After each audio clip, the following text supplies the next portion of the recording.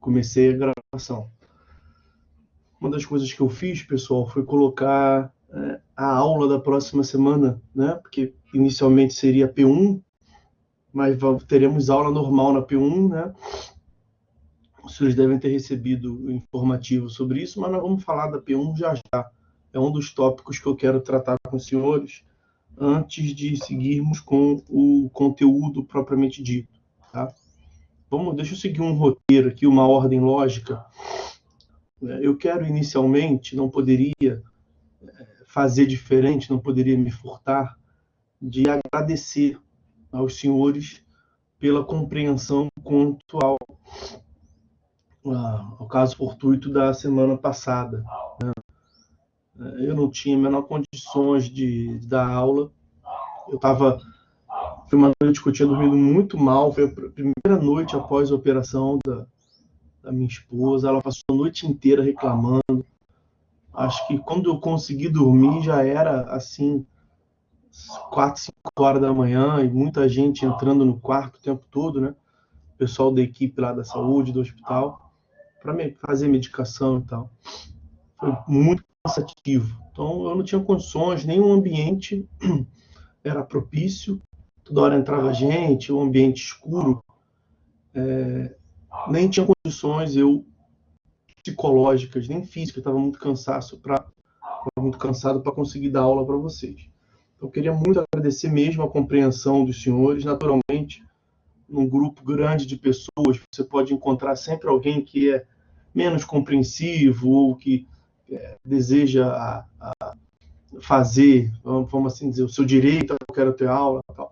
É um estresse que você pode correr em algumas situações, dependendo das pessoas, e não aconteceu com vocês. Aliás, não aconteceu com nenhuma das minhas turmas. Tenho a agradecer a todos vocês. O meu agradecimento para vocês, ele se dá até de uma forma mais próxima, porque eu conheço muito dos senhores, se não a turma inteira, a imensa maioria da turma, e queria mesmo agradecer o carinho que vocês já manifestaram por mim em outras oportunidades, e saibam que o apoio que eu recebi dos senhores, muitos me mandando mensagem, no grupo vocês entendendo, isso faz toda a diferença. Quando a pessoa está nessa situação, é bom ter essas mensagens de conforto, de compreensão de um modo geral. Então, uma vez mais, eu quero agradecer a vocês. Nunca é demais agradecer. No agradecimento não há que se falar em redundância, né? Quanto mais agradecimento e reconhecimento, melhor. Bom, muitos perguntando ali no chat sobre a minha esposa. Ela está bem, a cirurgia foi bem sucedida. Ela colocou uma placa de titânio e 12 pinos na perna. O meu conhecimento de medicina é praticamente zero, mas pelo que o pessoal falou, só que é da área médica, essa é uma cirurgia em relação a trauma ortopédico, né, de médio porte. Tanto que muitos enfermeiros, quando entravam no quarto, brincavam, perguntavam: pô, você nem parece que faz motocross, você caiu de moto, isso é acidente de quem faz esporte radical e tal. A cirurgia correu bem, mas ela está sofrendo muito, é um pós-operatório muito dolorido.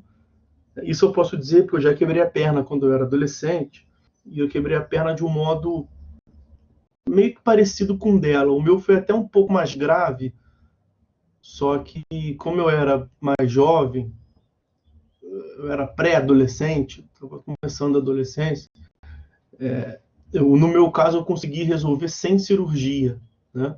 Porque o processo de cicatrização, no meu caso, era mais rápido. Tudo bem que eu fiquei 1 ano inteiro de gesso. Eu fiquei 6 meses sem botar o pé no chão. 6 meses sem botar o pé no chão. Mas foi uma opção para eu não passar pela cirurgia.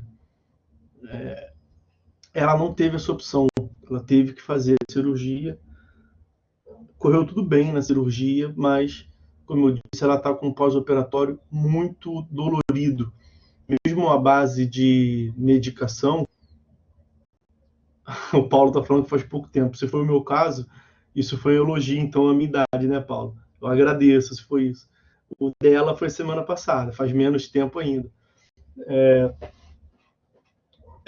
está sendo um processo muito cansativo para todos nós, sabe? Tem que, aliás, isso é uma coisa que eu tenho que falar com vocês, sem querer abusar, eu vou precisar de um pouco mais de paciência de vocês, tá? Agora, não mais uma paciência no sentido de ter ou não ter aulas. Vamos seguir normalmente, já estamos em casa. Eu montei para ela na sala da nossa casa. A casa tem 2 andares, né? Então, nós montamos no andar de baixo, ela não tem como subir escada. Eu montei no andar de baixo, na sala, quase que uma sala de hospital. Aluguei a cadeira, a maca, a cama, que levanta o pé, levanta a cabeça, ela tem que ficar com o pé levantado para não inchar. Aluguei andador, cadeira de roda, tudo que possa, cadeira de banho, tudo associado a essa recuperação, eu montei ali embaixo. E tudo, quem está fazendo com ela sou eu, né? Todas as necessidades, todo o trabalho de acompanhante que eu fiz no hospital, eu estou fazendo aqui em casa também com ela.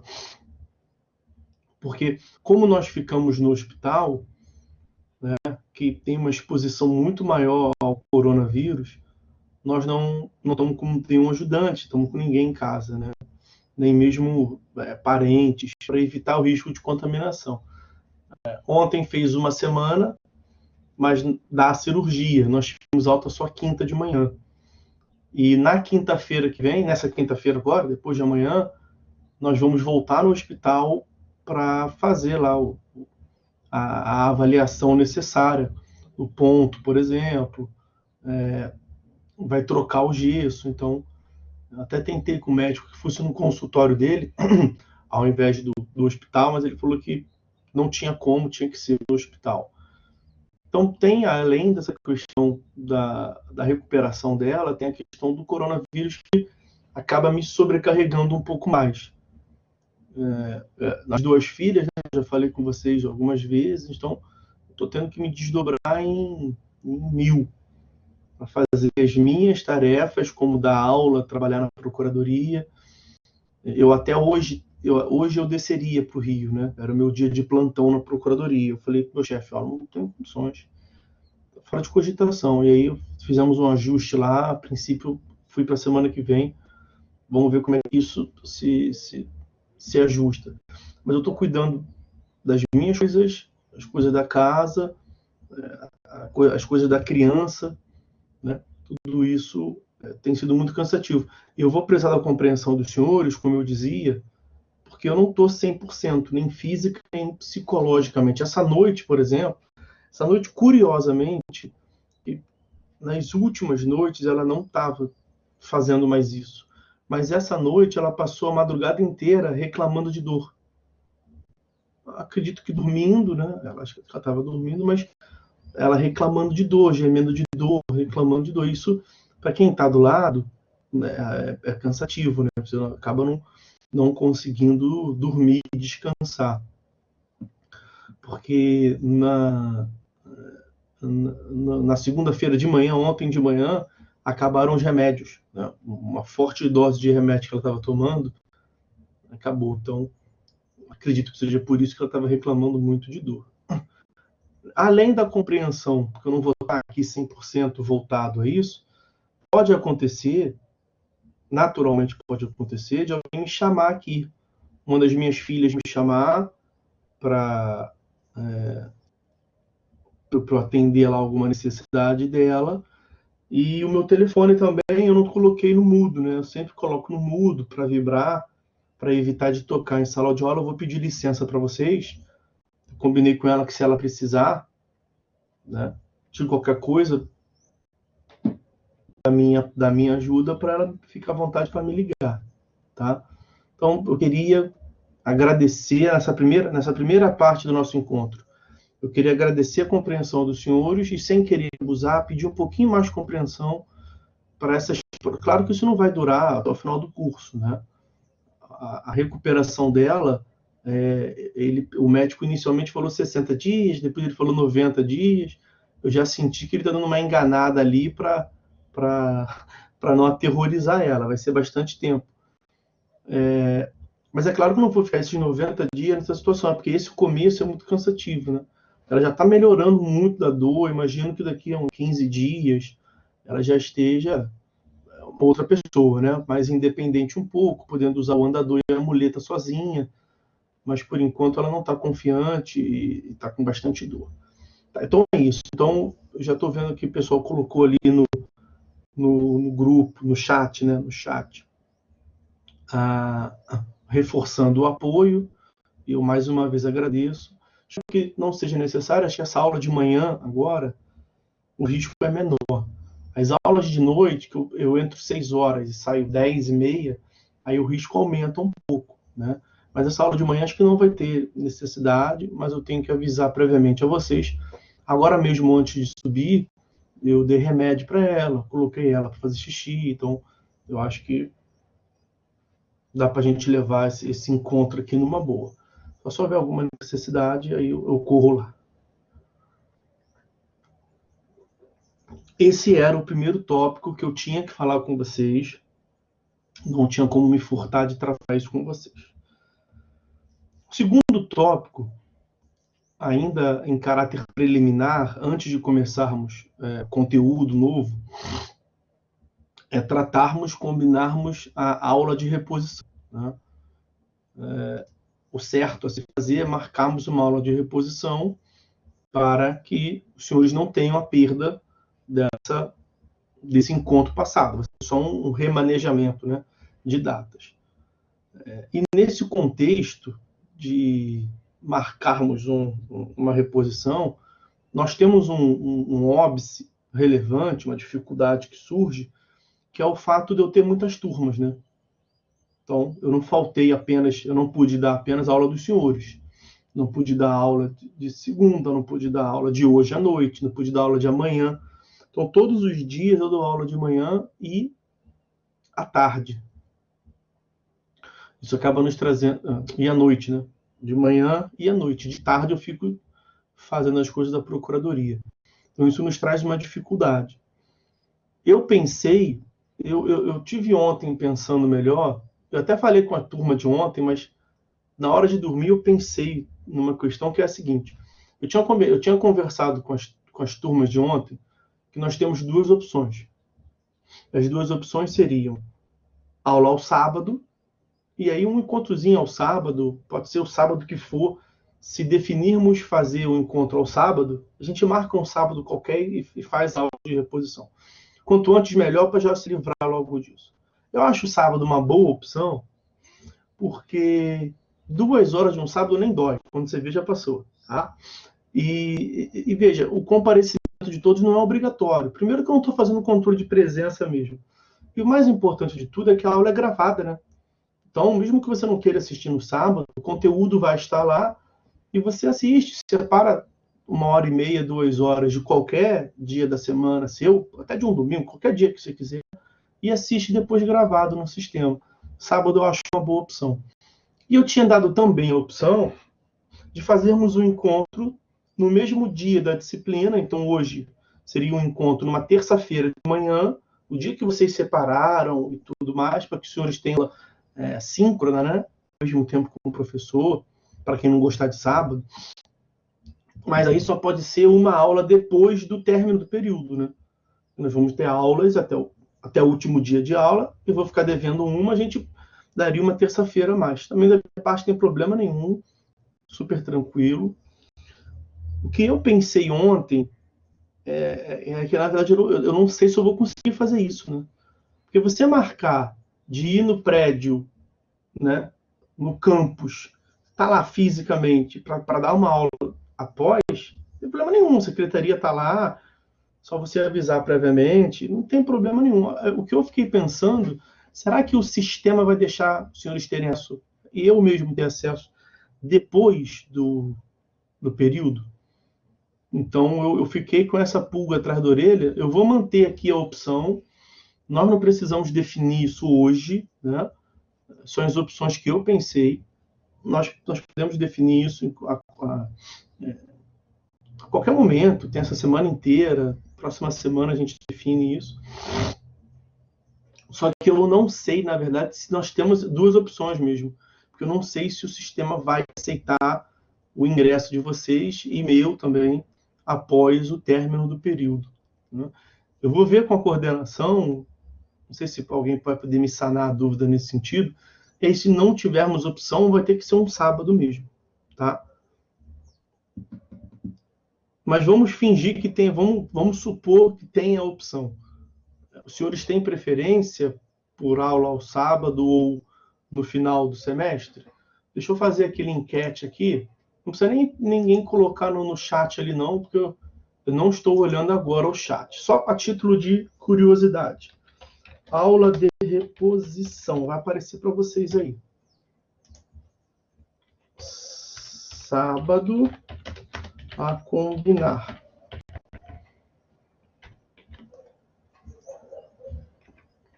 Terça-feira de manhã, após a última aula. Vai aparecer na tela para vocês aí. E só para que eu tenha uma noção, se vocês puderem, por favor, preencher aí, é só clicar em cima. Acho que sábado tá ganhando, né? Acho que eu, sinceramente, acho que é a mais efetiva, tá? Eu separo um sábado, pego 2 ou 3 turmas que eu não pude dar aula, marco uma data, e aí, sei lá, dou de 10 a meio-dia uma turma, dou outra turma de meio-dia às 2, outra turma de 2 às 4. Aí já mato logo num sábado bastante turmas dessas aulas que eu estou devendo. A imensa maioria ele decidiu preferir o sábado. Acho uma boa opção. E aí, mas no sábado que o senhor marcou, eu vou ter um encontro. Eu vou ter um compromisso. Ou, por questões religiosas, sábado eu não posso. Aí, bom, fica gravado, você vai ter acesso, né? É só nessa questão. As nossas aulas, já vou te dar a palavra, tá, Giovana? Só terminar esse raciocínio aqui. As nossas aulas, pelo menos, são síncronas, né? No sentido que estamos sincronizados aqui, ao vivo, literalmente. Tem várias faculdades que estão fazendo aula virtual assíncrona. O professor grava sozinho, o aluno assiste depois. Eu acho que não é a melhor opção. Mas no nosso caso aqui pode ser uma exceção somente para os alunos que não puderem assistir só na aula de reposição. Aí eu acho que não tem problema, né? Diga, Giovana, minha querida.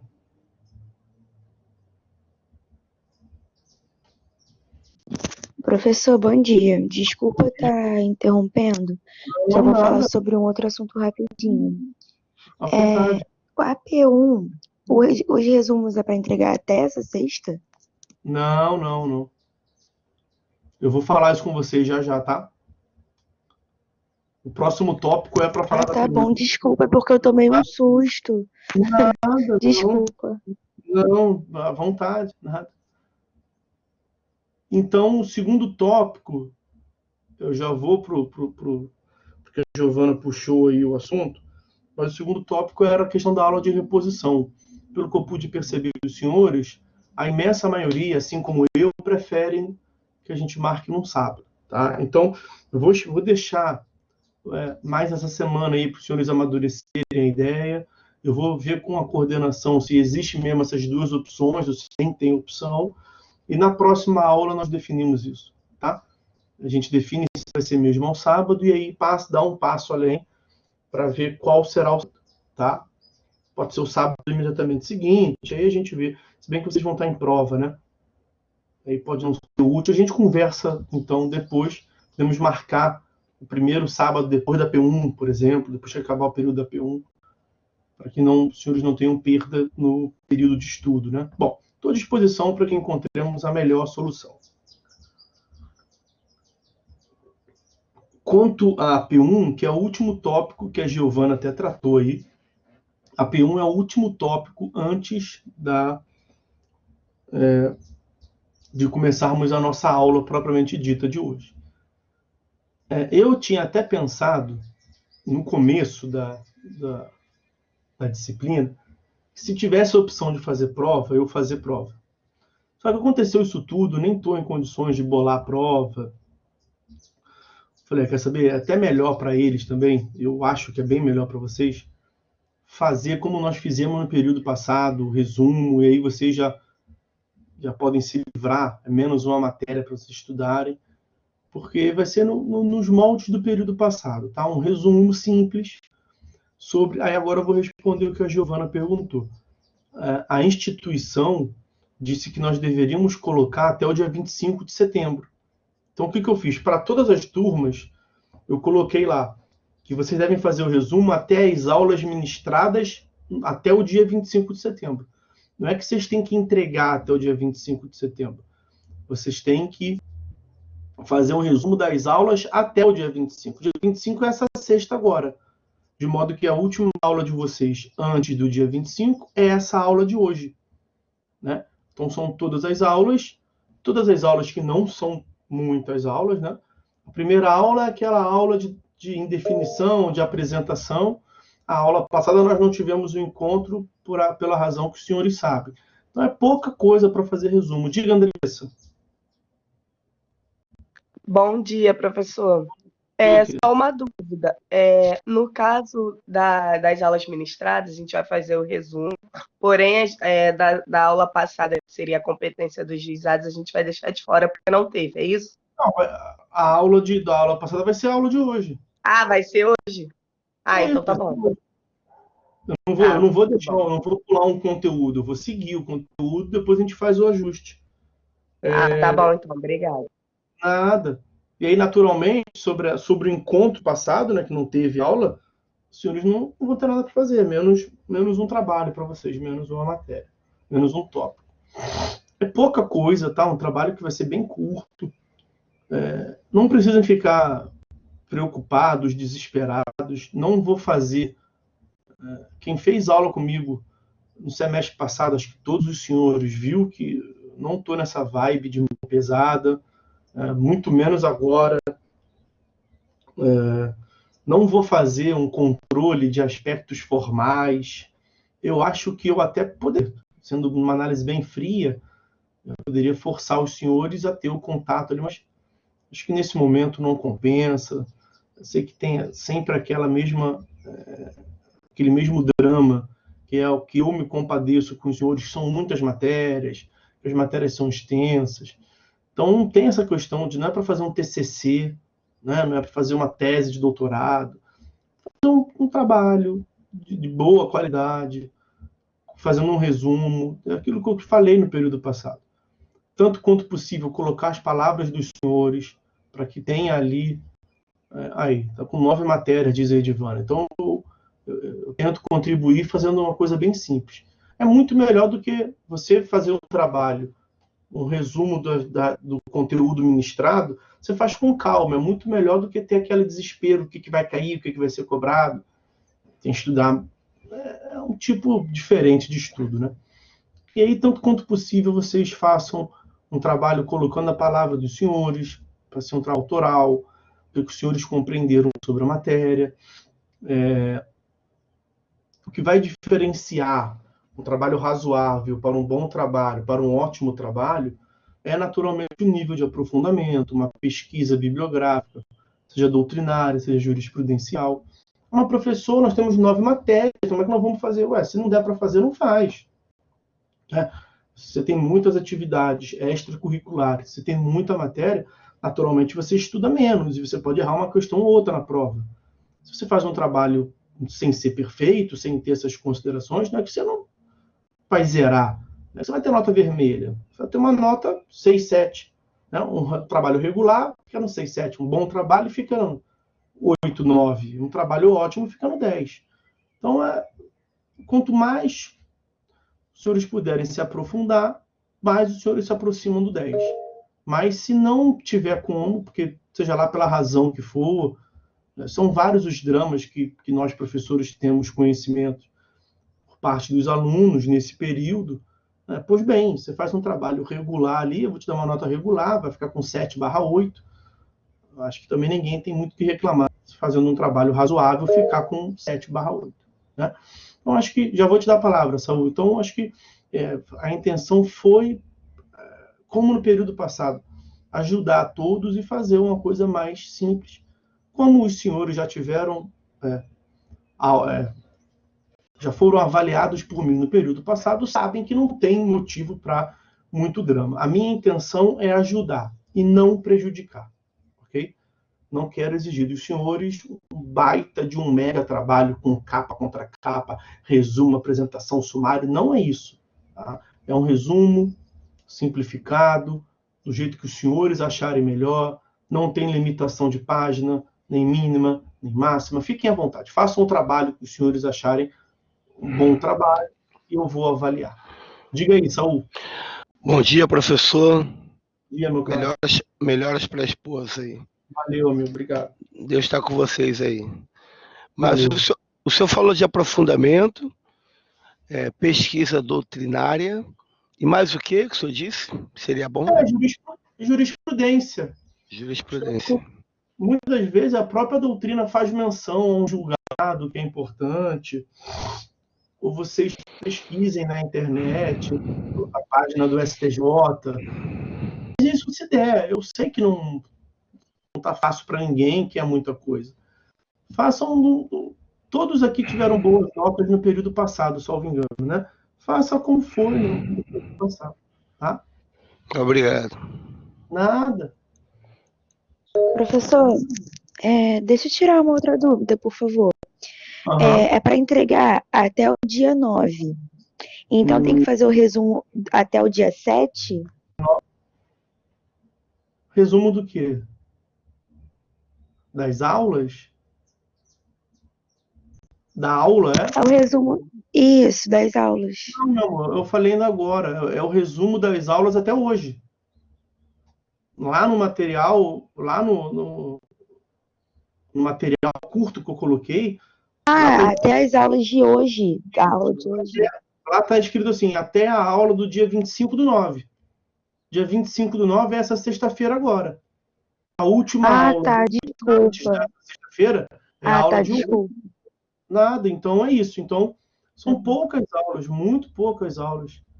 Deve ser 3 ou 4 aulas, sei lá. É coisa muito simples. Porque a primeira aula não teve conteúdo novo, né? Foi uma visão geral, assim, da disciplina. E a aula passada nós, infelizmente, não pudemos ministrar. A Vitória pergunta, tem que ser manuscrito ou digitado? Olha, é melhor para mim digitado na correção, porque é mais fácil de eu ler. Mas pode ser manuscrito também, desde que você mande em PDF, né? Uma informação importante é que é tudo por dentro do sistema, né?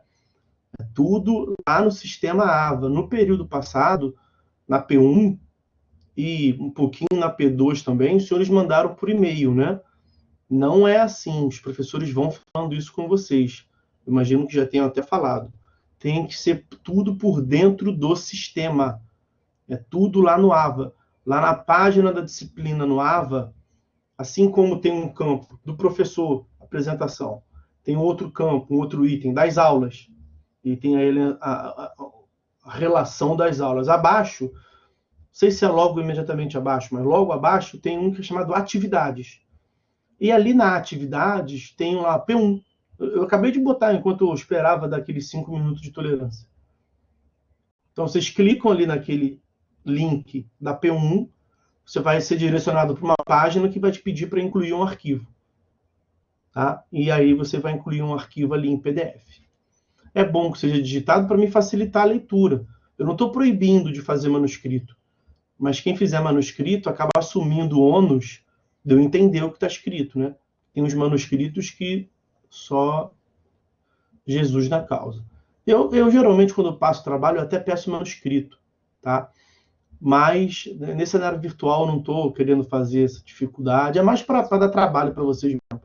Sendo bem franco, é para forçar o camarada a ter o trabalho de escrever.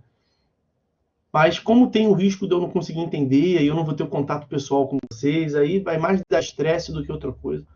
Eu prefiro digitado, tá?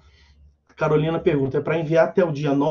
Isso, até o dia 9 de outubro. Acho que eu coloquei no sistema, quando os senhores entrarem lá, deve ter uma mensagem, mas mesmo que não tenha, a entrega é até o dia 9 de outubro. Então veja, eu poderia até botar o dia 7 de outubro, né? O dia 6 de outubro, né? Terça-feira seria dia 6 de outubro. A próxima terça é o dia 29 de setembro.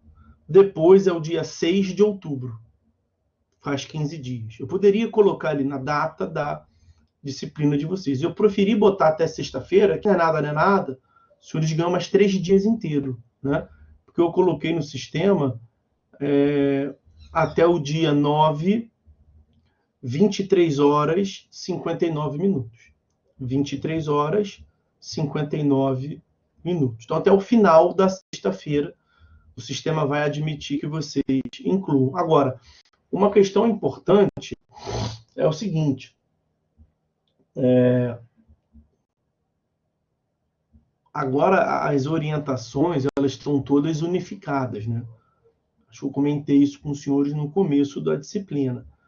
O professor e até a coordenação perdeu muito da ingerência na resolução dos problemas que podem vir a surgir, das situações mesmo de aula. Tem várias coisas boas nisso e tem várias coisas ruins, né? Não digo bem que é ruim, mas é uma mudança. Então, por favor, muita atenção ao prazo, tá? Eu não sei se eu vou poder aceitar, eu acho que, né, até é o certo não aceitar depois. Mas eu não sei como é que vai ser a orientação. Se vier uma orientação falando não aceita de jeito nenhum, provavelmente eu não vou poder aceitar. Não adianta mandar para o meu e-mail, não adianta mandar pelo WhatsApp. A orientação institucional que nós temos é para que tudo seja feito por dentro do sistema. Eu vou lançar a nota no sistema AVA, eu passei o trabalho no sistema AVA, vocês vão mandar no sistema AVA e eu vou corrigir no sistema AVA. Até porque amanhã ou depois o MEC vai conferir isso e nós temos que conseguir comprovar, tá? Então, atenção a isso, não adianta amanhã ou depois, professor, aconteceu tal coisa, não pude mandar, me dá mais uma chance. Não compete a mim dar a chance, não, a partir desse semestre. É uma orientação centralizada da instituição como um todo, tá? Deixa eu ver o que mais tem no chat ali. Tiago, pelo visto a pergunta que eu fiz é abuso. Que pergunta? Nem vi.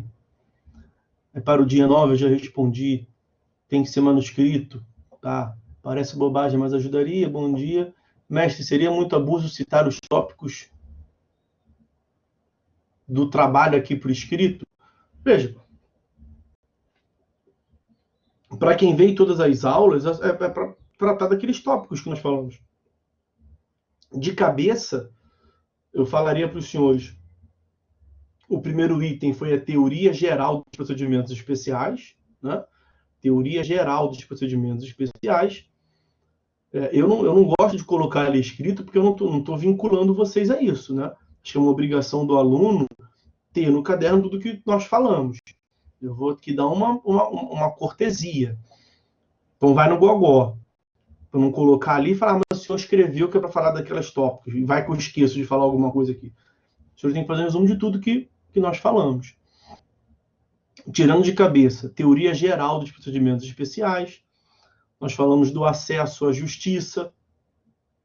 Nós falamos dos procedimentos especiais que são obrigatórios e os que são facultativos.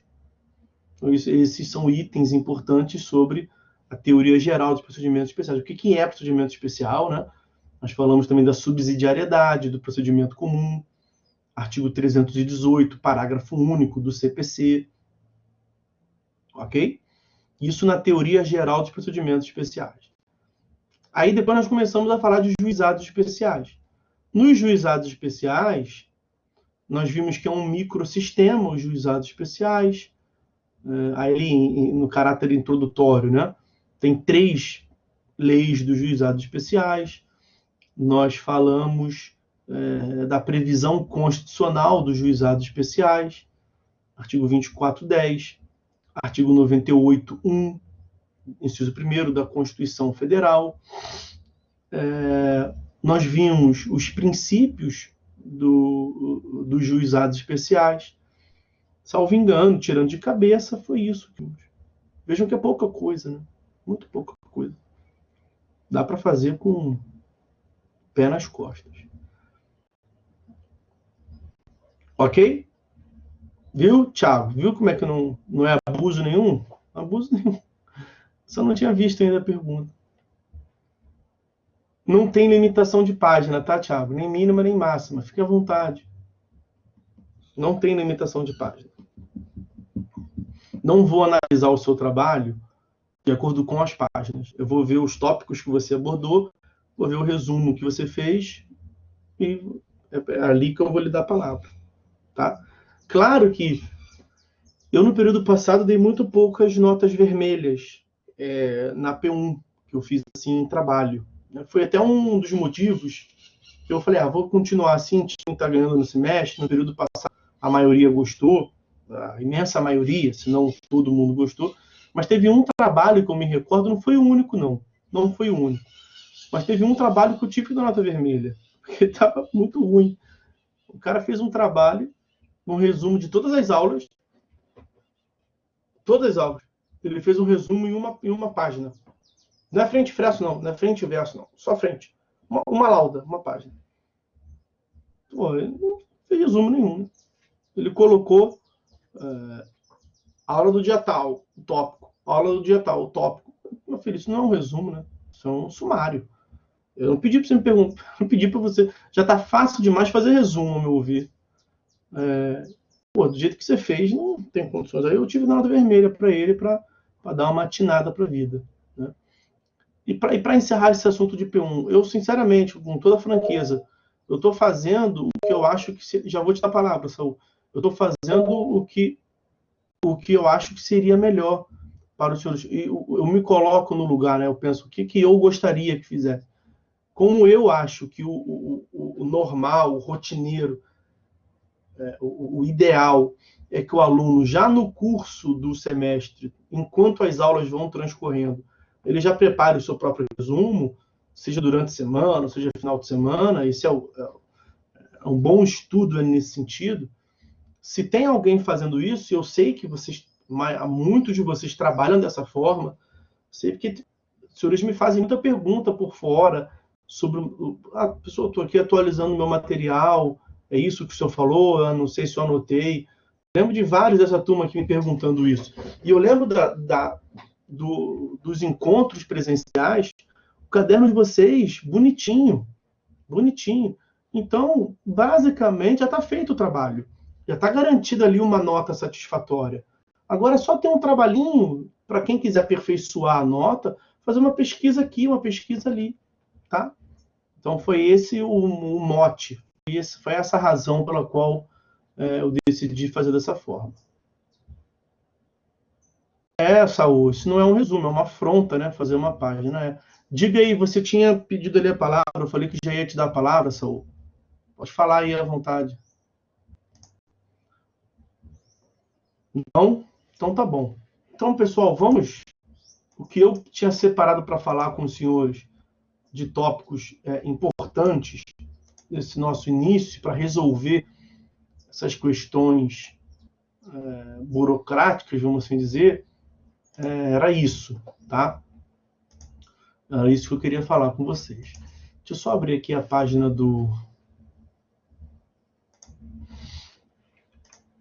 da lei do juizado, que a gente já vai começar.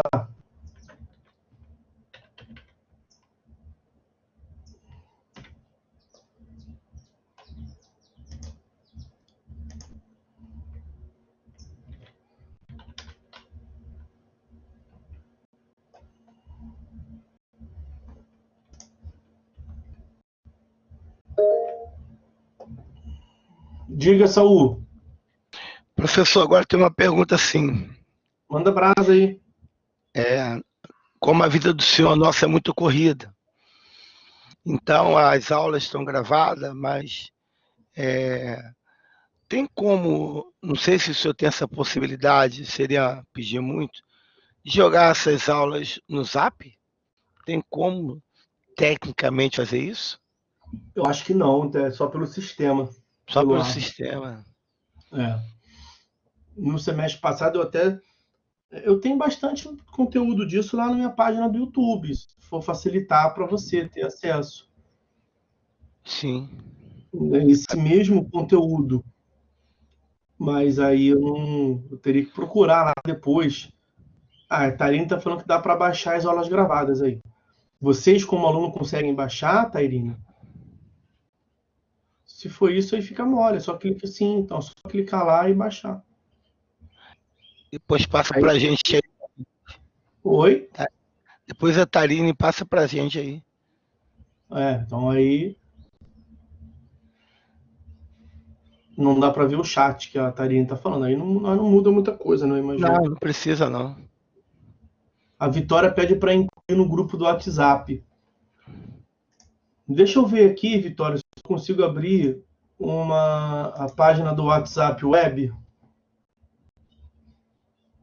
Como eu uso o WhatsApp em vários lugares diferentes, e são muitas as informações, tem muitos grupos, muitas mensagens, ele demora um pouco para abrir.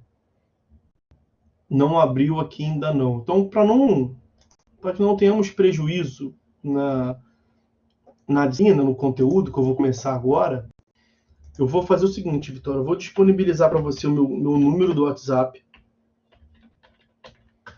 Você me manda uma mensagem pedindo para que eu te inclua no grupo. Se identifique, por favor. Sou Vitória, processo civil 2, terça-feira de manhã, Penha, sei lá. Ah, não, acho que já apareceu aqui. Acho que nem... A Vitória já falou que já tinha meu número, é isso. Não, acho que nem precisa. Peraí, Vitória.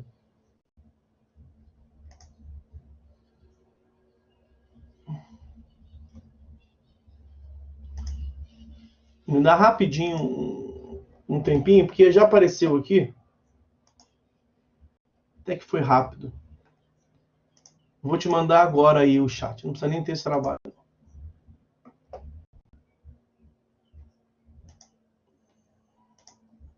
Copiar o link. Vitória. Disponibilizei para você aí o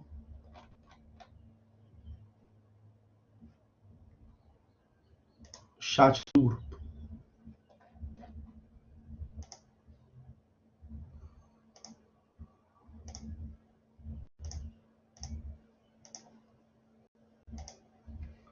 Beleza? Então, foi, né? É isso. Saul, você quer falar alguma coisa? Você está com a mão levantada ali ou já falou?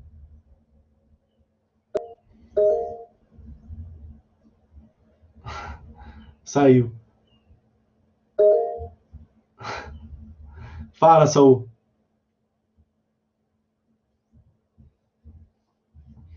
Tá travando seu botão aí, companheiro. Já falou, a mão tá levantada. Deixa eu abaixar aqui. Não é... Ah, tirou. Agora tirou. Agora tá com a mão baixada. Valeu. Então, galera, vamos lá. Vamos prosseguir aqui com o conteúdo da disciplina. Bom, antes disso eu indago se alguém tem mais alguma coisa para falar. Se não tiver, não precisa falar nada. Só para confirmar, ninguém tem dúvida, entenderam? Falamos de 3 tópicos. O meu agradecimento, a compreensão dos senhores e o pedido de um pouquinho mais de compreensão por esse período agora conturbado. A aula de reposição, que pelo visto vai ser sábado, eu prefiro sábado, a maioria prefere sábado também, pelo que eu pude ver. Na próxima semana, nós definimos isso com mais precisão. E a P1, nós falamos aqui sobre a P1, acabamos de falar, acho que está bem definido, muito parecido com o do semestre passado. Então, beleza, ninguém tendo mais dúvidas, deixa eu. A Vitória pergunta, eu coloquei o link do grupo, eu coloquei no chat aqui, Vitória. Em cima do que você falou ainda há pouco aí, tem a sua mensagem, tem a do Saul e tem a minha com o link do grupo. Vou colocar de novo aqui. Agora está embaixo da sua pergunta, Vitória. Só clicar nesse link aí. Ou copiar ele. Beleza, Vitória? Está resolvido isso?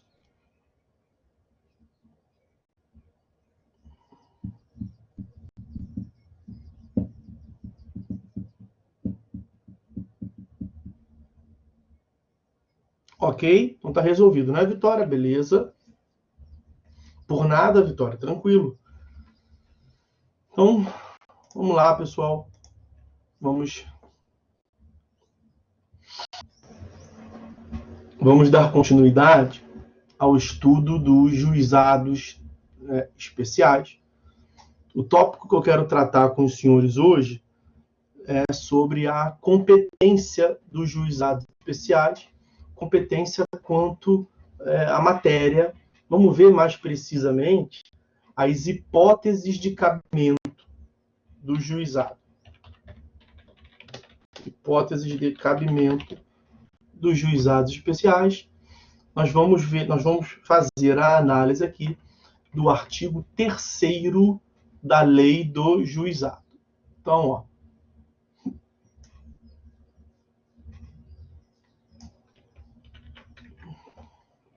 aí o artigo 3º, só fazer um ajuste aqui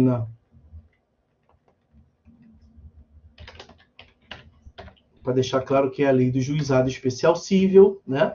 A Lei 9.099 de 95. E ela prevê o seguinte no seu artigo 3º. O juizado especial cível tem competência para conciliação, processo e julgamento, as causas cíveis de menor complexidade, assim consideradas.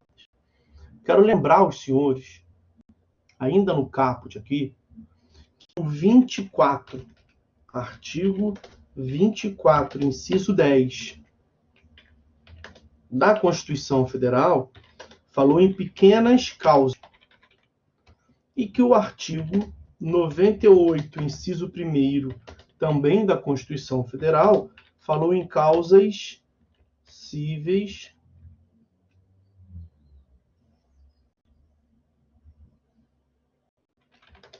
de menor complexidade. Percebam que nós tínhamos uma lei das pequenas causas, a Lei 7244 de 84, já falamos disso tudo aqui, né? E que em 95 o legislador revogou a lei anterior e tratou ali no artigo 3º das causas cíveis de menor complexidade, que o artigo 98, inciso 1º, faz menção.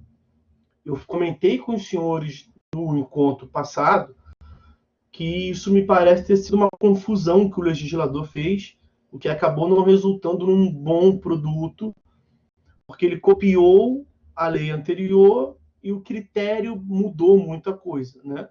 Na Lei 7244, o critério era apenas econômico, daí que se falava em pequenas causas. Pequenas causas, aquela altura, lá em 84, era até 20 salários mínimos. E o legislador misturou pequenas causas com as causas cíveis de menor complexidade. Misturou como? Nesse próprio artigo 3º da Lei do JEC.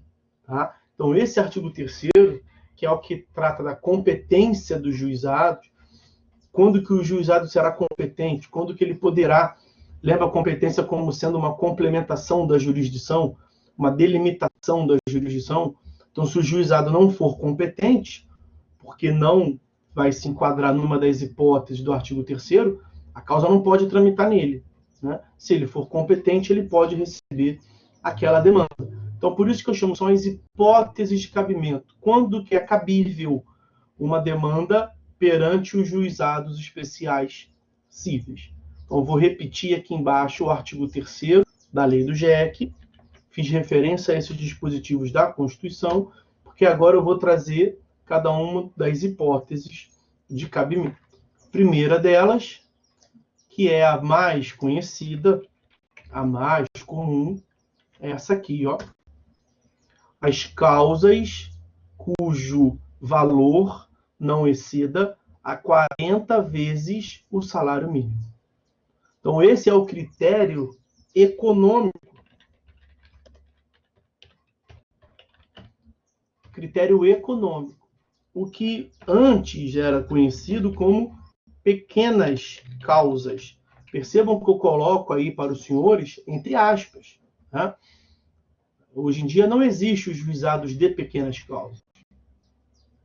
Existem juizados especiais cíveis, juizados especiais federais, juizados especiais da Fazenda Pública, como fizemos menção nas aulas anteriores. Os juizados de pequenas causas já existiu. Ele existia pela Lei 7244 de 84. que era uma lei toda desenvolvida com base em critério apenas econômico. Por isso que o artigo 24, inciso 10 da Constituição Federal, disse que a União e os estados, numa competência legislativa concorrente, vão decidir sobre a implementação dos juizados. Porque já existia a lei federal tratando dos juizados de pequenas causas. Eu falei para os senhores, era um sucesso. Era um sucesso. O artigo 98, inciso 1º da Constituição, que trata das causas cíveis de menor complexidade, fala expressamente: a União criarão esses juizados. Criarão do verbo não existe, mas. E o legislador juntou. Veja que o caput faz menção: causas cíveis de menor complexidade, que nos remete a um critério material, a matéria, a complexidade da matéria, causas cíveis de menor complexidade. Ali o critério é a matéria. E ele colocou logo no inciso 1º o critério econômico, demonstrando muito claramente a confusão deontológica, a confusão de sentido que a lei acaba trazendo. Né? Por que isso traz uma confusão de sentido? Percebam, porque nesse mesmo artigo 3º, no parágrafo 3º, desse artigo 3º, trata, deixa eu ajustar aqui, da hipótese de renúncia ao valor que excedeu os 40 salários mínimos. Mas eu comentei para os senhores na aula passada, as causas cíveis de menor complexidade, que o 98, inciso 1º da Constituição nos traz, ele deveria ser possível demandar perante o juizado, independentemente do valor, porque são dois critérios distintos. Uma coisa é o critério com base no valor. É até 40 salários mínimos, pouco importa qual é o tipo da causa. Uma outra coisa é a matéria. Essa matéria aqui pode demandar perante o juizado, é cabível a demanda perante o juizado, não pelo valor, já estamos em outro critério, mas pela complexidade. Causas cíveis de menor complexidade independem do valor. Só que o legislador colocou tudo no meio balaio, misturou tudo, e olha a redação do parágrafo 3º, desse artigo 3º. A opção pelo procedimento previsto nesta lei, a opção pelo juizado, importará em renúncia ao crédito excedente ao limite estabelecido nesse artigo, excetuada a hipótese de conciliação. Então, há uma limitação a 40 salários mínimos. Muitos juízes se fiam nesse artigo para não deixar... Eu tratei muito claro com os senhores. Causas cíveis de menor complexidade. O próximo passo é estudar um pouco melhor isso. O critério material. Aqui estamos falando do critério econômico por hora. Entende-se por causa cível de menor complexidade, por uma norma que está vigente ainda, acidente terrestre. Acidente de veículos de via terrestre. Então, se uma Uno colide com uma Brasília, provavelmente o dano não vai passar de 40 salários mínimos. Mas pouco importa o valor. É causa cível de menor complexidade, porque o legislador disse que não tem demanda e não tem complexidade realmente numa demanda sobre acidente de trânsito. Não tem. É simples. Agora, se uma Ferrari bate numa Mitsubishi e o dano passa a 40 salários mínimos, também não deveria ter nenhum tipo de problema. Por que não deveria ter nenhum tipo de problema? Porque não estamos no critério econômico. Estamos no critério material. E causa cível de menor complexidade é o critério material, pouco importa o valor. Era para ser assim. Mas por que nos traz problema? Porque o legislador fez a fusão. O legislador copiou uma lei que era feita apenas para o critério econômico, que era a Lei 7244, e se o critério da lei anterior era apenas o econômico, fazia todo o sentido ter um dispositivo que falasse, você pode optar, meu amigo, você pode optar. Ou demandar numa vara civil, ou demandar aqui nas pequenas causas. Se escolheu as pequenas causas, já está sabendo que o que ultrapassar o meu limite eu não vou tratar, porque aquela lei tinha apenas o critério econômico. Esse parágrafo ele devia fazer referência apenas ao critério econômico, mas ele não fez menção ao inciso primeiro. Ele não falou assim, nas hipóteses do inciso primeiro, o que ultrapassar, ele tratou de um modo genérico. Ele pegou uma previsão de uma lei antiga e não adaptou. Nós vimos na aula passada diversas manifestações, diversas análises críticas dessa falta de compatibilização do legislador em 95 com o novo cenário que tinha ali desde 84 até 95. Muita coisa mudou, como, por exemplo, uma Constituição. O legislador aqui fez caquinha, né? Literalmente dizendo. A Edivânia diz assim, então o artigo 3º parágrafo da lei do JEC é uma limitação de causas em até 40 salários mínimos. Isso não deveria ser, tá? Ele reduz a potencialidade. Mas pela redação que tem ali, e na prática, eu até vou mostrar para vocês que poderia não ser entendido assim. Mas na prática, resumidamente, a maioria entende dessa forma. Né? Se você pegar um cliente que é lá o condutor da Ferrari e que colidiu com a Mitsubishi, com a Mercedes, e aí o dano passou de 100 mil reais, é uma causa de menor complexidade. Já vou deixar isso claro para vocês. Mas provavelmente, se você for para o juizado, o juiz vai falar assim, olha, parágrafo 3º do artigo 3º, que está mal redigido. Tá? A Tairine está falando que vai para o estágio, beleza, tranquilo, Tairine, sem problema algum. Além desse artigo 3º, parágrafo 3º, temos uma previsão também no artigo 39 da lei do Juizado Especial Civil, 9.099 de 95, lá. É ineficaz a sentença condenatória, logo, não tem eficácia, né? Não produz efeitos. É ineficaz a sentença condenatória na parte que exceder a alçada estabelecida nesta lei. Né? A exceção aqui que se faz, vejam a parte final do parágrafo 3º do artigo 3º. Há uma renúncia ao excedente de 40 salários mínimos, que é o limite do juizado especial civil, excetuada a hipótese de conciliação. Se as partes fizerem uma conciliação de R$1,5 milhão, não tem problema nenhum. O juiz vai homologar, né? Então, a sentença homologatória de um acordo, ela pode ultrapassar o limite de alçada, pela leitura combinada do artigo 39 da lei do JEC com o artigo 3º, parágrafo 3º da lei do JEC, que a própria lei, lá no parágrafo 3º, faz de exceção a conciliação. Né? Mas é raro você ter uma conciliação que ultrapasse o limite de alçada. Mas se isso vier a acontecer, não é ineficaz. Tá? Então, combinem o artigo 39 com o artigo 3º, parágrafo 3º da lei do JEC. Esse é o critério material. Né? Mentira, esse é o critério econômico na lei do JEC.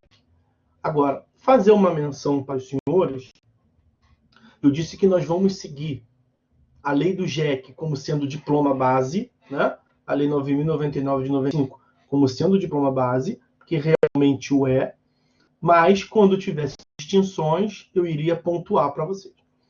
Quanto a esse critério econômico, há uma distinção dos outros juizados em relação ao juizado especial civil. O que você não entendeu, Júlia? Nós estamos analisando a lei do JEC, que é a lei 9.099 de 95. Então, você não entendeu se pode ou não passar dos 40 salários. Não era para ter restrição. Não era para ter restrição em se tratando de causa civil de menor complexidade. Mas o legislador fez uma confusão. O legislador misturou o critério material, causa civil de menor complexidade, com o critério econômico, pequenas causas. Veja que ele não faz pequenas causas. Ele trata tudo, mistura tudo no mesmo balaio. Pela redação do parágrafo 3º do artigo 3º, O que ultrapassar o limite de 40 salários mínimos, então você vai a juízo e propõe uma demanda pedindo 50 salários mínimos. Você implicitamente, que ninguém pode alegar desconhecimento da lei, né? Então, implicitamente, você está renunciando o que ultrapassa 40 salários mínimos. E se o juiz viesse a sentenciar, julgando procedente 50 salários mínimos, o que ultrapassa os 40 salários mínimos é ineficaz pela redação do artigo 39.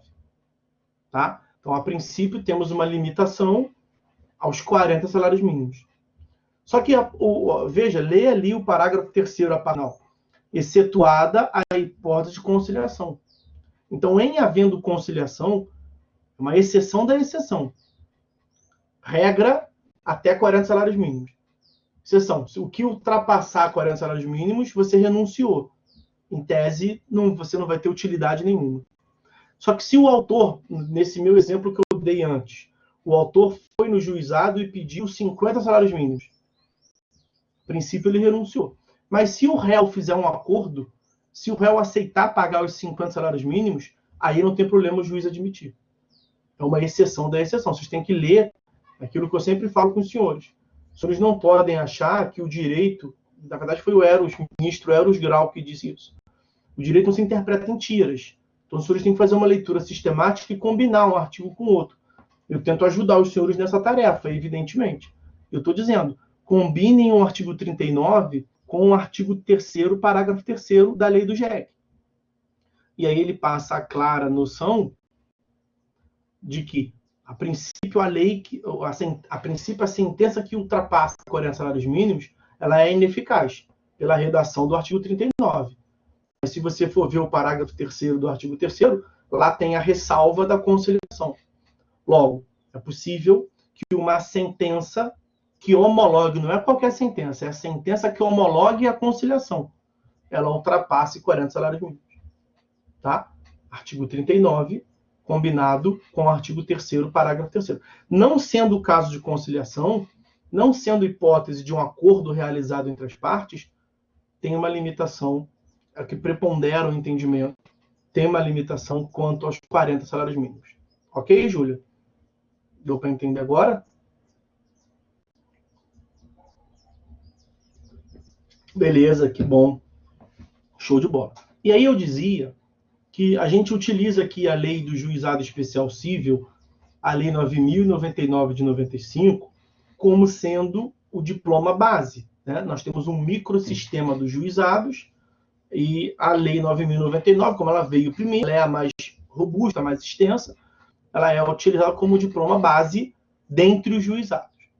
Então ela é aplicável ao juizado especial federal, ao juizado especial da Fazenda Pública, sem sombra de dúvidas. Mas essas outras leis, a lei do GEF, a lei do Juizado Especial Federal, 10.259 de 2001, no seu artigo 3º, vou botar as duas, tá? E a lei do GEFP,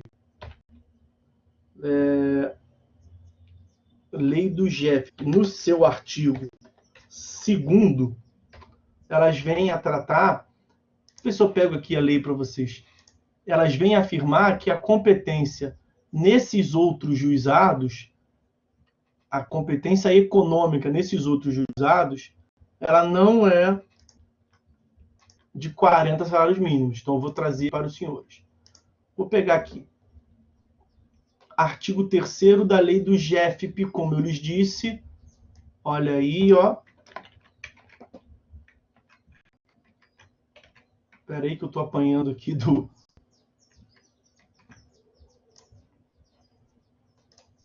Aqui, me perdoem.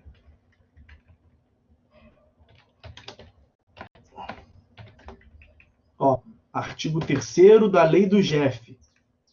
E vou pegar aqui o artigo 2º da lei do GEFP, Juizado Especial da Fazenda Pública. Artigo 2º da lei do GEFP. A lei 12.153 de 2009. Esses dois dispositivos, que eu não preciso ler aqui na íntegra para os senhores, mas está ali para deixar o caderninho de vocês bem bonito. Esses dois dispositivos, artigo 3º da lei do JEF, Juizado Especial Federal, artigo 2º da lei do JEFP, Juizado Especial da Fazenda Pública, eles prevêem a competência em até 60 salários mínimos, tá? E não 40. Então, JEC, nesse critério econômico, né? Até 40 salários mínimos, JEF e JEFP até 60 salários mínimos. Ok?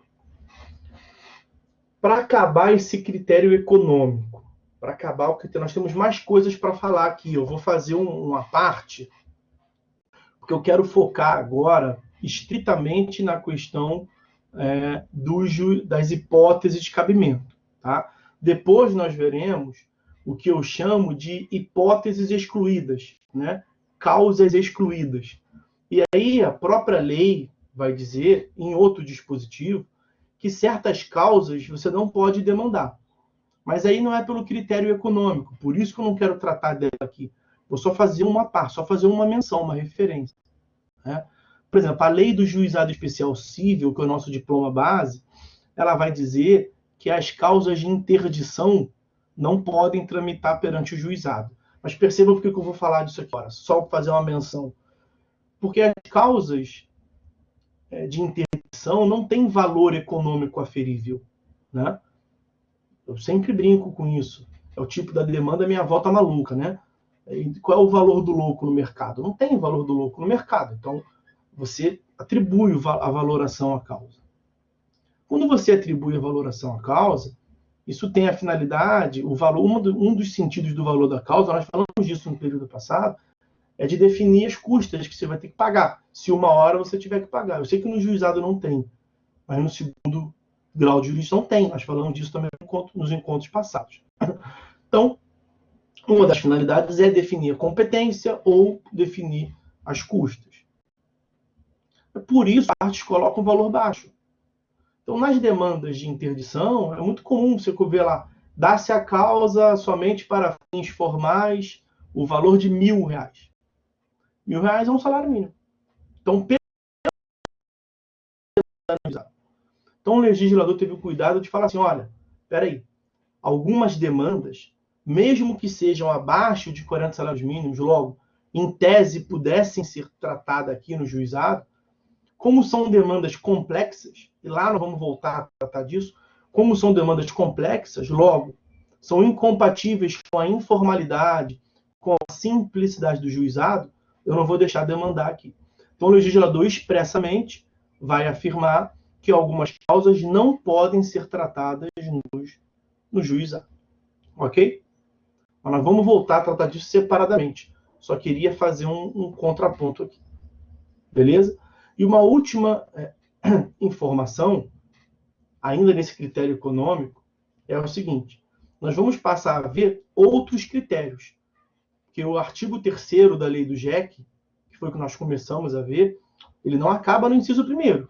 Né? Nenhum artigo tem um inciso apenas. Que se for botar um inciso, não tem por que ter inciso. Né? Sempre que tem inciso é porque é mais de um. E nós estamos analisando só o primeiro inciso. Claro que tem mais coisa para ver. São outros critérios. São outras hipóteses de cabimento. Eu falei do critério econômico com os senhores agora. Vou falar do critério material, inciso 2º e 3º. E vou falar do critério misto. O inciso 4º, ele mistura tanto o critério material quanto o critério econômico. Mas nós vamos chegar lá ainda. Eu só quero, por hora, dizer para os senhores o seguinte. Nós não combinamos que o que tiver de diferente no juizado especial federal, eu vou pontuar para vocês. Aqui tem mais um ponto de diferente.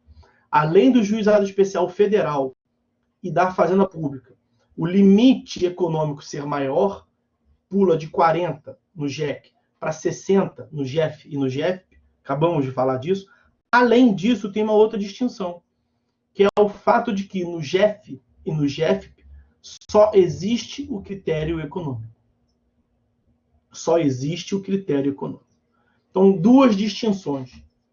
do GEF e do GEFP em relação ao GEC quanto a esse critério, as hipóteses de cabimento. Primeira distinção.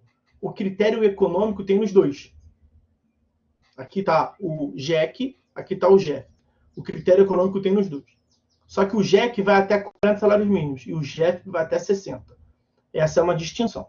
Coloquei ali para os senhores, artigo 3º, inciso 1º da lei do GEC, artigo 3º da lei do GEF, artigo 2º da lei do GEF.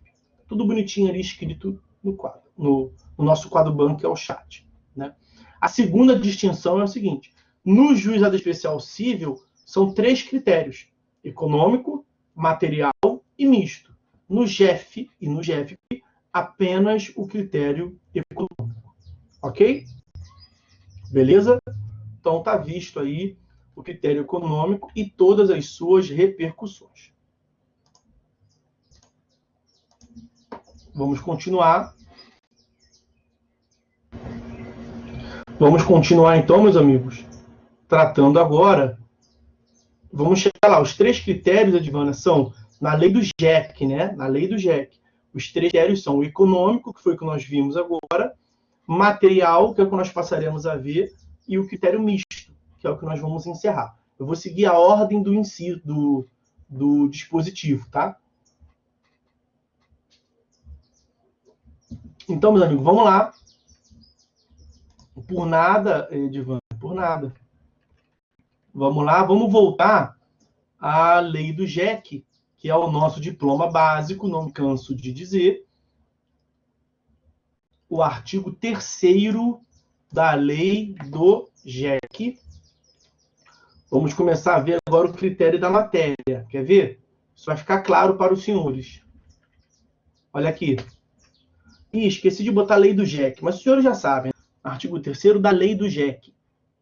O juizado especial civil tem competência para conciliação, processo e julgamento das causas cíveis de menor complexidade, assim consideradas, inciso 2º, as enumeradas no artigo 275, inciso 2º, do Código de Processo Civil. Então, o legislador ele não repetiu a previsão normativa, né? Ele apenas fez mencionou. O que você tem que fazer? Você tem que ir lá no artigo 275 do CPC, para ver que causas são essas, não é? Vamos lá ao artigo 275 do CPC. Vou abrir aqui o meu CPC, vou fazer a busca por 275. Olha que maravilha que vai acontecer. Esse é o artigo 275 na sua íntegra. Deixa eu fazer um pequeno ajuste aqui.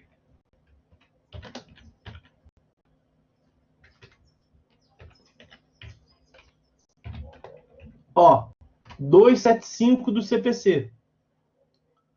A intimação será feita por oficial de justiça quando frustrada a realização por meio eletrônico ou pelo correio.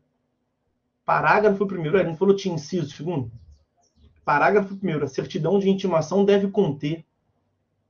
Parágrafo 2º, caso necessário, a intimação poderá ser efetuada com hora certa e por edital. O que isso tem a ver? Que causas são essas? Artigo 275. Percebam que quando é o CPC, eu não costumo colocar, né, CPC.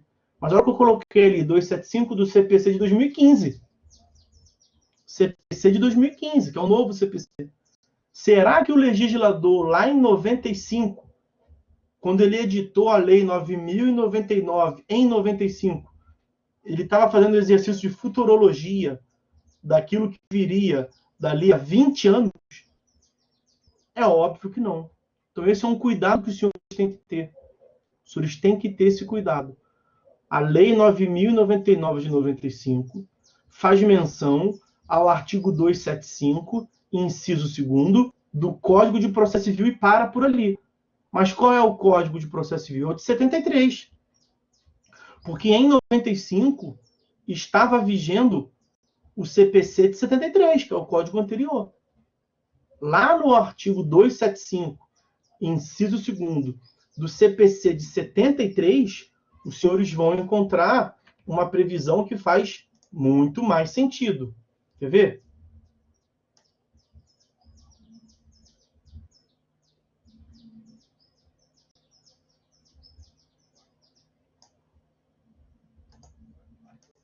Estou copiando.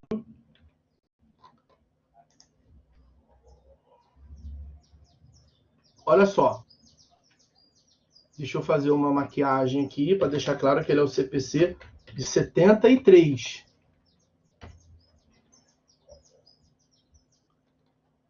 Ele é extenso, vai ter que subir um pouco aí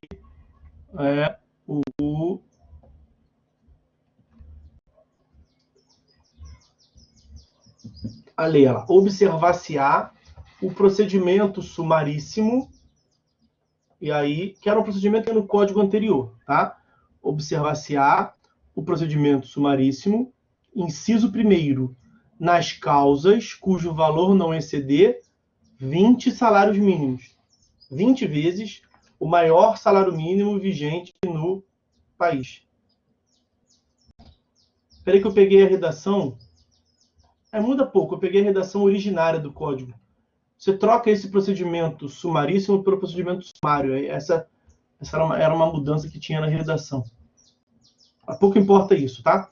Nas causas cujo valor não ultrapasse 20 vezes o salário mínimo.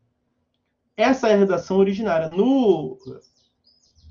Quando o CPC 73 estava no final da sua vigência, também mudou ali de 20 para 60 salários mínimos. Vou fazer o seguinte, vou pegar a redação atual. Não é? Vou aqui de novo. Porque eu fui no código de 73, peguei a redação antiga. Eu não tenho como apagar esse chat aí, salvo engano. Vou botar de novo aí a redação para evitar o risco de confundir os senhores. Botei de novo. É falta de tato com o CPC antigo. Coloquei de novo aí no chat para vocês. Vamos lá. Observar-se-á o procedimento sumário, veja lá que foi redação dada pela Lei 9245 de 95. Né? Então, ele foi alterado. Observar-se-á o procedimento sumário, inciso 1º, nas causas... Tá horrível ali a redação. É o de baixo, tá? Nas causas cujo valor não exceda a 60 vezes o valor do salário mínimo. Alterado pela Lei 10.444 de 2002. Mas nada, não interessa isso pra gente, tá? Não interessa por quê? Porque o artigo 3º, inciso 2º da Lei do JEC, artigo 3º, inciso 2º da Lei do JEC, faz menção ao artigo 275, inciso 2º do CPC de 73. Coloquei no chat ali para clarear para os senhores. Então, o inciso 1º, ele só vai me servir ali, inciso 1º do 275 do código anterior, só vai me servir ali para construir uma interpretação, tá? Ele não está vigente mais, ele não existe mais. Mas esse artigo 275, inciso 2º, ele está produzindo efeitos ainda. Para quem tiver dúvida quanto a isso, anotem aí, aliás, que é muito importante. Nós temos o artigo 1063 do CPC 2015. Vamos ver ele logo de uma vez.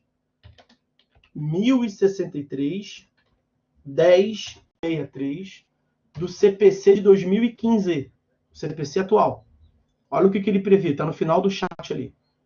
Até a edição de específica, os juizados especiais cíveis previstos na Lei 9.099 de 95 continuam competentes para o processamento e o julgamento das causas previstas no artigo 275, inciso 2º, da Lei 5869 de 73, que é o CPC de 73. Então, percebam bem, o CPC de 2015, ele matou o CPC de 73, né? Ele revogou. Só que não revogou ele todo. Tem algumas previsões do CPC antigo que continuam produzindo efeito, como se fosse fantasma do CPC de 73. Isso é uma informação importante que os senhores devem ter. O Código de 2015 revogou o Código de 73, mas não revogou ele todo. Revogou 95%. Tem aquele 1%, tem aquele 5% que está produzindo efeitos ainda. E uma das causas, não é a única não, tá? A execução em face do devedor insolvente, os senhores verão esse processo civil 4, também é regida pelo Código de 73. Mas deixa essa hipótese para o lado. O que nós estamos vendo aqui é a hipótese de cabimento dos juizados especiais cíveis. Artigo 3º, inciso 2º da lei do JEC. Faz menção ao artigo 275, inciso 2º do CPC. Qual é o CPC? O CPC de 73. E para deixar isso mais claro ainda, coloquem lá em cima, vai no Vadimeco dos senhores e colocam ali artigo 1063 do CPC de 2015. Porque o legislador de 2015 está dizendo, olha, esse dispositivo continua produzindo efeitos. Porque eu coloquei a redação para os senhores do artigo 275 do CPC atual, que fala de intimação. Tem nada a ver com causas de competência. É porque o artigo 3º, inciso 2º da lei do JEC, só faz sentido se comparado, se analisado, de acordo com o 275, inciso 2º do CPC de 73. Tá? Agora eu vou pegar, como ele é muito extenso, eu vou separar aqui o que me interessa aqui, que é a análise do inciso 2º. Não mexam no chat de vocês, que eu vou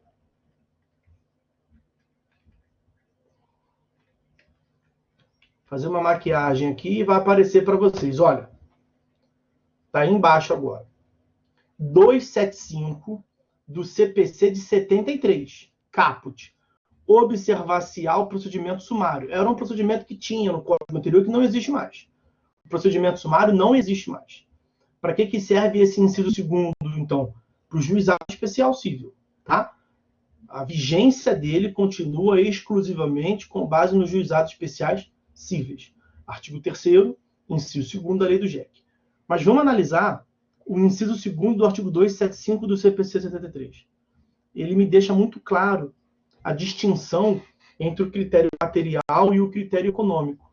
Lembrem-se que o inciso 1º do 275 do CPC de 73, eu mencionei ainda agora, fazia menção também ao critério econômico, né? Que inicialmente era 20 salários mínimos, depois passou para 60 mínimos. Isso no procedimento sumário do artigo 275 do CPC de 73. Aí vem o inciso 2º, por isso que eu tenho que fazer menção ao inciso 1º. O inciso 2º que trata de um critério material. Olha a redação dele. O procedimento sumário pode ser observado nas causas, vírgula, qualquer que seja o valor. Era esse ponto que eu queria chegar. Essa redação, meus amigos, ela ainda está vigente. Quando a lei 9.099 de 95, vou pegar ela de novo aqui. Em essa redação aqui,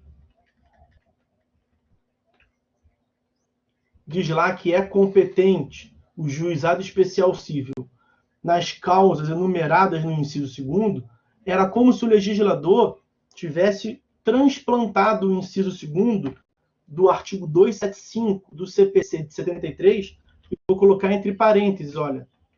É como se ele colocasse isso aqui ó, na redação. Nas causas, qualquer que seja o valor.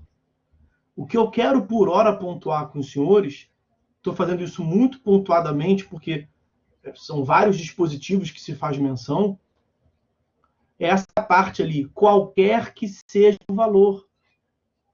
Para deixar bem claro que o critério material de complexidade da causa, de simplicidade, baixa complexidade, de simplicidade da causa, independe do valor. É independente do valor. Percebam que lá em 73, na verdade, com as alterações que foram feitas pelo legislador após 73, mas ainda no Código 73, o inciso 2º daquele código, inciso 2º do artigo 275, deixa muito claro que pouco importa o valor, que o critério material não se confunde com o critério econômico. O critério material leva em causa a complexidade da demanda discutida. O critério econômico leva em causa o valor da causa, leva em consideração o valor da causa. Um não choca, um não influencia no outro. Critério econômico é até um certo valor, pouco importa a complexidade. Critério material é a complexidade. Se for baixa a complexidade, que o legislador disse, pouco importa o valor. ok? Era para ser assim. Qual é o problema que nós temos? Nós já tratamos aqui. O artigo 3º, parágrafo 3º da lei do JEC, que limita, fala de renúncia ao que exceder, e o artigo 39 da lei do JEC, que vai dizer que a sentença que ultrapassar o limite ela é ineficaz, salvo a hipótese de conciliação. Então, estão percebendo aqui o drama, o problema que nós temos? Perceba que pela análise do artigo 3º, inciso 2º, da lei do JEC, combinado com o artigo 275, inciso 2º, já vou te dar a palavra, Andresa, combinado com o artigo 275, inciso 2º, do CPC de 73. Combinado também com o artigo 1063 do CPC atual, que vai dizer que o CPC antigo está ativo nessa hipótese, você deveria chegar à conclusão, que é o que eu estou falando com vocês há bastante tempo, que o critério material é independente do critério econômico. Que uma colisão entre uma Ferrari e uma Mercedes, mesmo que gere um valor da causa mais de 100 mil reais, numa hipótese, não deveria ser óbice mandar no juizado. Não deveria ser, porque aqui nós estamos no critério da matéria. Mas na prática, os senhores têm problema por quê? Porque muitos juízes se apegam no parágrafo 3º do artigo 3º, que não fez distinção, como nós vimos. No artigo 39 da lei do JEC, que não fez distinção, e colocou tudo no mesmo balaio.